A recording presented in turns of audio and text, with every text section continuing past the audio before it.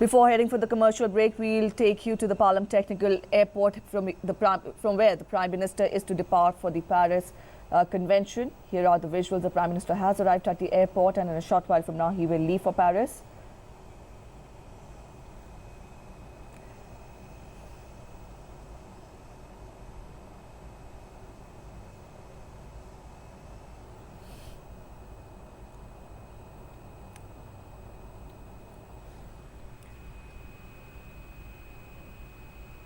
A short while back, we had talked to our correspondent Aditya, who was joining us from Paris, and he told us about the important role India could play there, and also the expectations of the developing countries versus the concerns of the developed nations. Sudhakar is joining us. Sudhakar, the Prime Minister is leaving for Paris. How crucial is this Paris conference? We would want you to elaborate for us.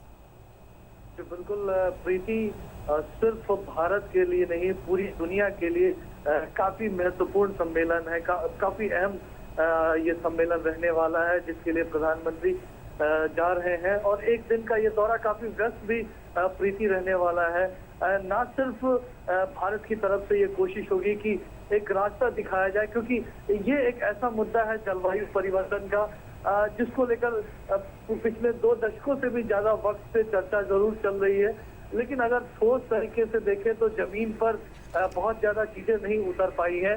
और ऐसे में जब भारत लगातार विकासशील देशों की आवाज उठाता रहा है, भारत ठोस तरीके से एक सस्टेनेबल गोल क्या होना चाहिए जलवायु परिवर्तन के मसले पर, उसकी बात करता रहा है, तो एक रास्ता भारत की तरफ से सम्मेलन में जो दिखाया जाएगा। प्रधानमंत्री खास तौर से जो विकासशील देश हैं, जो गरीब मुल्क हैं, उनकी आवाज बनकर जरूर उभरेंगे सम्मेलन में, ये जरूर उम्मीद की जा रही है।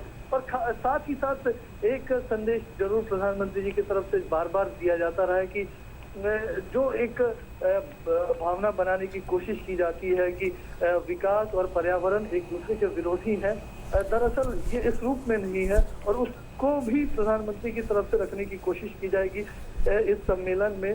और साथ ही साथ जो एक कमिटमेंट विकसित देशों की तरफ से, विकसित मुल्कों की तरफ से लगातार पिछले 1.5-2 दशक किए गए हैं, वो कमिटमेंट